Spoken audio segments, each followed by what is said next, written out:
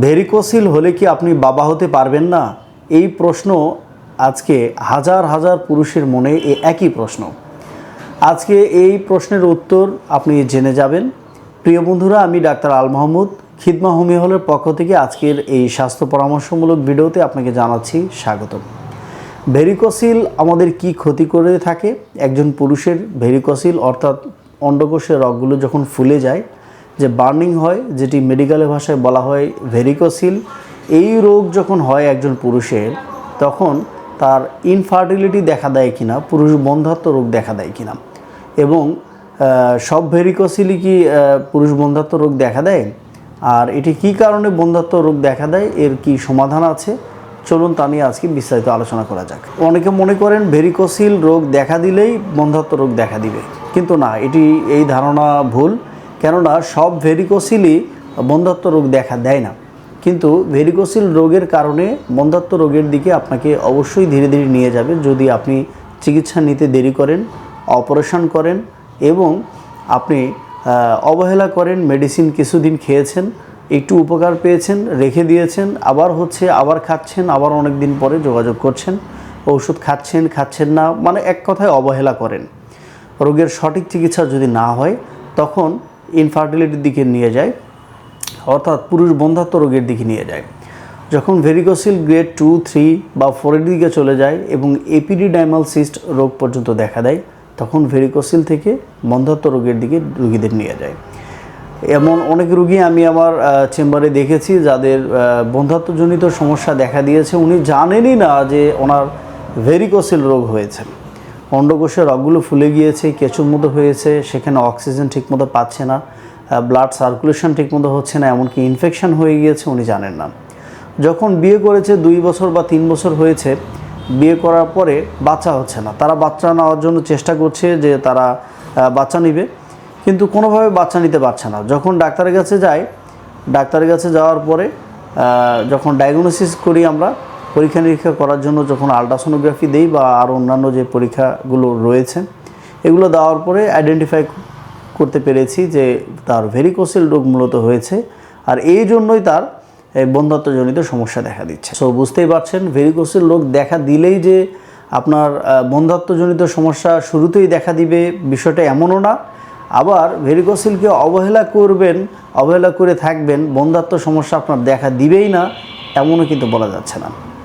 So varicocele রোগে যেহেতু রোগের কারণে বন্ধ্যাত্বজনিত সমস্যা দেখা দিতে পারে, দেখা দেওয়ার সম্ভাবনা আছে, গ্রেড বেড়ে গেলে, অবহেলা করলে, বেশি দিন ধরে এই রোগ চলতে থাকলে, সো বি কেয়ারফুল। এই প্রবলেম দেখা দিলে দ্রুত আপনার চিকিৎসা নেওয়া প্রয়োজন।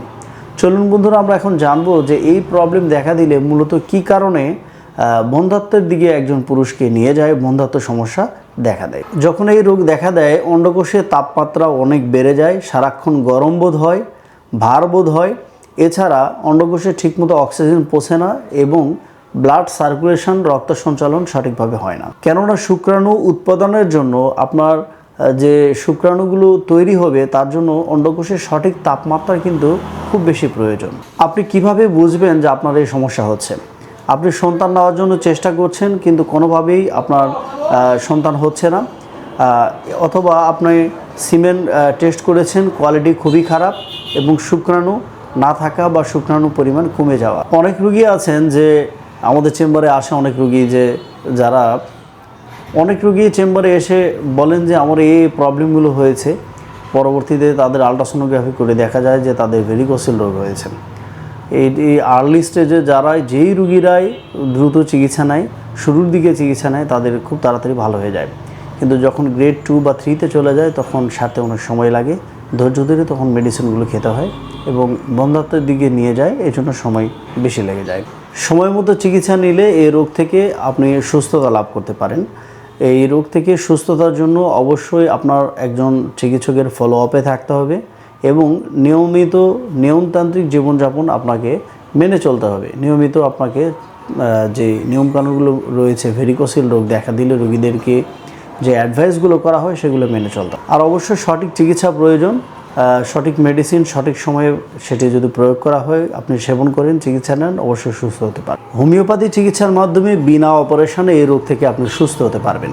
বন্ধুরা, হোমিওপ্যাথি চিকিৎসা ভেরিকোসিল রোগ কেন হয়েছে এর মূল কারণ খুঁজে বের করে কারণের যে কেস টেকিং করি আমরা কেস টেকিং করে রোগীদের যে মূল কারণ সমস্যা সেটি আমরা আইডেন্টিফাই করে সে কারণের চিকিৎসা করি। তার জন্য পার্মানেন্টভাবে স্থায়ীভাবে ভেরিকোসিল রোগ থেকে রোগীরা সুস্থ হয়ে যাচ্ছেন। তো আপনার ভয়ের কোনো কারণ নেই, অপারেশন মুক্ত আপনি সুস্থ হতে পারবেন। আর আপনার এই প্রবলেম যদি দেখা দেয় ভুলেও আপনি অপারেশনে যাবেন না, কেননা অপারেশন করলে পরবর্তীতে এই রোগ আবারও দেখা দেয়, আর অপারেশন করলে বন্ধ্যাত্বের দিকে আরও বেশি আপনাকে ধাবিত করবে। সো অপারেশন করা যাবে না। বিনা অপারেশনে সুস্থ হতে চাইলে মনে রাখবেন একমাত্র হোমিওপ্যাথি চিকিৎসা আপনাকে নিতে হবে। হোমিওপ্যাথি চিকিৎসার বিকল্প নেই। যদি আপনি অন্ডকোষে এই ভেরিকোসিল রোগ থেকে সুস্থ হতে চান, হোমিওপ্যাথি চিকিৎসা গ্রহণ করুন, ধৈর্য সহকারে মেডিসিনগুলো সেবন করুন। মোটামুটি 3 মাসের মতো সময় লাগে। এই সময়ের মধ্যে আপনি সুস্থ হয়ে যাবেন ইনশাআল্লাহ। একদমই ভয় পাবেন না, বিষয়টি নিয়ে জানুন, বুঝুন, সচেতন হন, সঠিক সময়ে চিকিৎসা নিন। হোমিওপ্যাথি চিকিৎসার মাধ্যমে আপনি এই রোগ থেকে সুস্থ হতে পারছেন। সো বন্ধুরা, আজকের এই ভিডিওতে আশা করছি আপনি অনেক উপকৃত হয়েছেন। উপকৃত হয়ে থাকলে ভিডিওটি একটি লাইক করুন এবং ভিডিওটি বন্ধুদের মাঝে শেয়ার করে দিন, তারাও জানতে পারবে, উপকৃত হতে পারবে। আপনার কোনো বিষয় নিয়ে জানার থাকলে আমাদেরকে কমেন্টস করে জানান, পরবর্তীতে সেই বিষয় নিয়ে কথা বলার চেষ্টা করবো ইনশাআল্লাহ। আর যারা সরাসরি আমার সাথে যোগাযোগ করতে চান, স্ক্রিনে দেওয়া নাম্বারে আমার সাথে যোগাযোগ করতে পারেন। আমাদের ফোন নাম্বার 01726 288 909, আরেকটি ফোন নাম্বার 01822509217 আর 01575059598।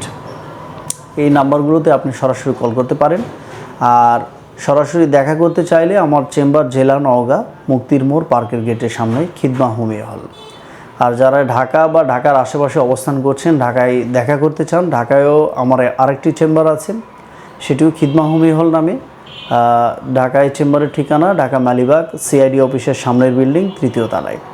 ঢাকায় রুগী দেখি প্রতি মাসের 5 তারিখ থেকে 10 তারিখ পর্যন্ত, বাকি সময় নিজ এলাকা জেলা নওগাঁতে। বন্ধুরা, আপনাদের সকলের সুস্বাস্থ্যতা কামনা করে আজকের মধ্যে এখানেই বিদায় নিচ্ছি। দেখা হচ্ছে আগামীতে নতুন কোনো ভিডিওতে নতুন বিষয় নিয়ে। আল্লাহ হাফেজ।